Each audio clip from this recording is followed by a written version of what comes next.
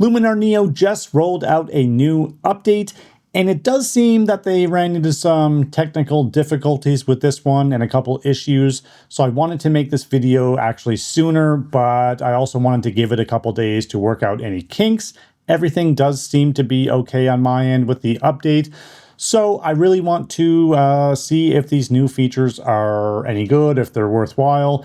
And also, they've made improvements to existing features that were already in the app. And honestly, those are features that I thought, were never really that good to begin with. So I am very excited to see if these are worthwhile updates. Again, this video is not sponsored by Skylum or Luminar or anybody. I'm just a guy who likes taking photos and editing photos, and I enjoy making this content to share with you to hopefully give you information that's helpful and help you make some decisions on purchasing or whatever. So that's enough yapping. Let's fire some photos into Luminar Neo and get into it. Okay, so we are in Luminar Neo, and unfortunately for you guys, I've got this photo of me that my girlfriend took that is not the most flattering, but I figured it's probably a good use case to look at these new, not really new, but updated portrait features that they've rolled out with this latest update. So we're gonna mess around a little bit with this and just kind of see if the updates are noticeable and improved. That would be the biggest thing. And then also, we'll maybe load up a different image to test out the other features. But for now, this is a completely raw image of me with no edits done at all. So first thing I'll do is just a bit of enhance here. It's not doing a whole lot, but it's helping for sure because it was a little bit blown out. Again, I didn't really, I didn't want to put any edits on it before bringing it in because then it may distort or have less of an effect, on the tools that we're going to use, and I didn't want to do that. So this is what we're working with. Let's go right down and get right into it. So we'll go into the Face AI. And I will maybe put a bit of face light. My eyes are looking pretty dark. This is not one of the features that got updated, but I'm just trying to bring out the best results. So one thing that they did improve was the dark circles removal. And this is something I struggle with a lot. I just always look tired for whatever reason, and it drives me crazy. So hopefully this new and improved tool can help me get rid of that. So let's take a peek. I'm going to go a little bit heavy-handed to start. So I'll go like 40-ish. And what do we got? Okay, so if we punch in a bit there, oh my God, this is mortifying to look at my face in that much detail. But if we look at before and after, you can see the results are pretty darn good. It did a really good job at brightening underneath the eyes. In this case, a lot of it was just unflattering shadow, but it's definitely, the tool is doing its job because it looks much better than it did under there. So that's a good start. I'm going to enhance my eyes a bit because they are looking a bit dark. And the other thing that's been updated is skin. So the panel definitely looks completely different. We'll put a bit of face smoothing on there. The face smoothing tool before, or skin smoothing tool before, was okay at best. I didn't rely on it a whole lot. I would prefer to do it with the way that I like to do it in Lightroom. But this looks pretty good. So before, let's see if we zoom in. Oh my God, I hate this. But before, after, very minimal. It's not doing a whole lot. If we push that even further, maybe. What do we got? Okay, so there we go. If you look at the nose area, if I go before, after, you can see it's taking a bit of the edge off. So it's not like crazy. And then the other one that got a major overhaul was the blemish removal. thankfully, and not to brag, but I don't have a ton of blemishes. But if we go at like 50% here, I'm curious before, after. So yeah, I've got this like mark on the side of my face, and before, after. You can see right in this area here, it's doing a good job at really reducing that. And even I have like a little mole up here, and it's taking that almost away completely, which is nice because I am a little bit self-conscious of that mark over here on my face. So yeah, that's looking pretty good. And that paired with the smoothing is doing a pretty darn good job. Now, the other thing that they added is body skin smoothing, which is kind of cool.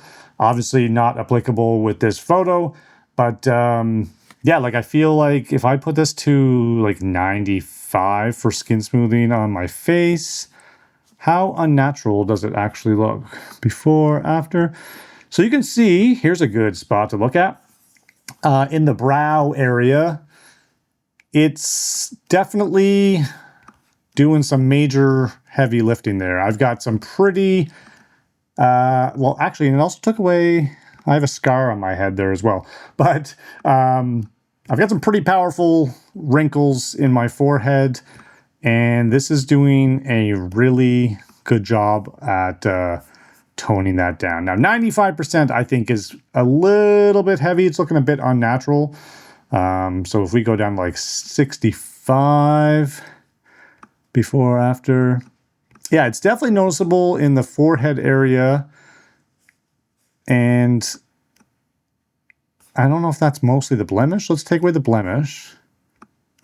Okay, no, it's a mix of the two. So the two together works really well in getting rid of any imperfections in the skin on the face. So I'm pretty impressed and happy with that. Like, now, mind you, the sun was shining directly on my face, so it's a little bit blown out. If I really want to, you know, help, I could bring down the highlights a lot in this image because it's a bit hot. And I think that's a little bit more realistic.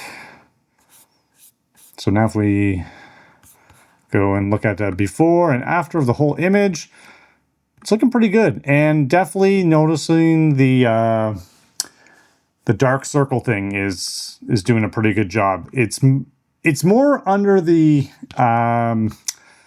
eye than like the actual, I don't know, bags. Like, no, I guess it's more bags than like this part.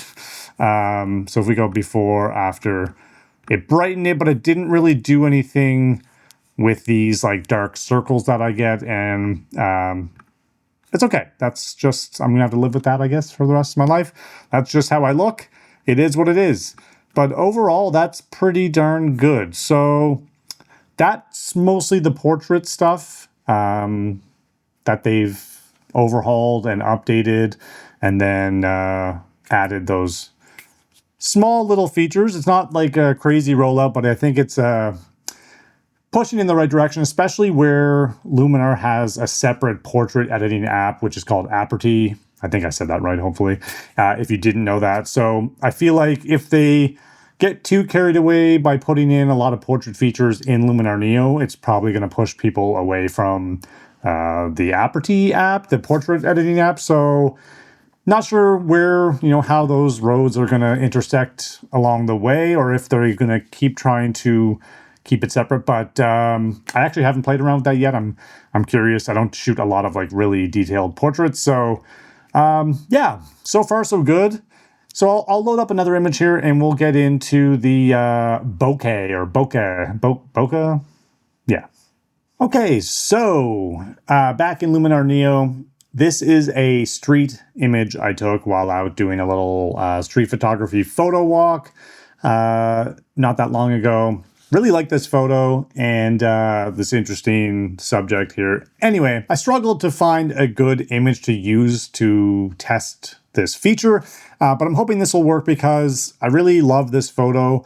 and it was shot at f5.6, so it wasn't like super shallow. There's a little bit of background blur, but I'm hoping we can put this to the test with this new Bokeh feature, Bokeh AI, and just see what kind of result we get and maybe make it look like it's more shallow. So one thing that I'm very excited about is that they have taken from their light depth tool, which uses that depth measuring AI, which I think is just so cool and works so well. And now they've applied it to this bokeh tool. So I'm sorry if I keep saying that weird or wrong, but bokeh, anyway, whatever. I'm over it. So yeah, what we'll do is we'll add the blur to like 30. I don't know what the results are going to be like here. And then you can move, kind of choose what is in focus here, or how far you want the focus distance to be. So you can see what's lit up here. And if we go with just our subject and then that pole in the background, and maybe we'll crank this up to like 50 to get more dramatic effect. Cool. Okay, I forget what it looks like before. So before and after. That's pretty cool. Now we can also expand this and choose like a shape of the bokeh. Don't come at me for that. Or you know what? Come at me in the comments. See what happens. Cool. So you can get some different looks with the different shapes. I would never, ever choose a heart or star, but, you know, to each their own, whatever. I kind of like this hexagon. Is that a hexagon? I don't know. I've been out of school for a long time. The oval, I know that's an oval shape. Or the circle would obviously just be the most classic, but the hexagon, if that is a hexagon, gives a kind of a cool effect. So, and the oval's not terrible, but I think I like hexagon the most. You know I'm going to go Google hexagon after this is already recorded, and then if it's wrong, I will cry. So yeah, before and after, it is, you can see there's like, if we zoom in here, before, you can see there's some strands of her hair and stuff. So it's definitely taking that away, but that's really not terrible because that's a little bit distracting anyways. So it's pretty darn good. And I feel like, actually, while we're here, the next feature is actually their masking tool that they've updated. So if we go into develop and we go to mask and we do a radial mask. Whoa. I want to invert that. And kind of bring it in like this. Bear with me. We're going to just drop that exposure to give a much nicer vignette effect. And that paired with the blur really draws attention to our subject. So that's before, after. We're really selling that look. Yeah, like it. But that's not what I wanted to talk about. If we go and we mask, let's get out of here. Oh, sorry, I have to redo it. Masking, and if we do a AI mask, and if it picks up our subject, let it do its AI magic. So human, I'm assuming, there we go. So it found our main subject, and we now have feathering. So this is cool, and like shifting the edge. So we have to go back and we actually have to do something with our subject. So I'm going to, not exposure, but I'm going to raise the shadows a bit on her. And that looks not too bad. I will go into the curves a bit as well and bring up like the midtones so it doesn't look totally unnatural. Before, after, it's a little bit much, but it's just for demonstration purposes. Okay, so back into the masking, back into mask actions, and we can kind of adjust the feather of that mask. I wish it would show it. Interesting. And then shift the edge of the mask as well. So you can see, I'm going to zoom in for you here. As I shift the edge of the mask, it is, actually it was better before. You can see around her is lighting up a bit. Okay, and then I can go negative edge and come back in. So you just have a lot of control over your mask now, much like you do in Lightroom. So if you do the AI thing and it's not totally precise, for instance, I don't have the option to do it with the bokeh, but I'm sure if I pushed the blur area a bit more, I could get her hair in focus or whatever. But this can help you get a much more believable mask. So if you're making any kind of adjustments, it's not going to look super wonky or super out of place, and it'll help you blend it in. So yeah, that's pretty much it. Like minor updates, but good. And we're really getting there with Luminar Neo. And I've said it before in my other videos that, you know, I still edit in Lightroom and I only send stuff to Luminar Neo for like finishing touches and to give it that like extra pop or whatever.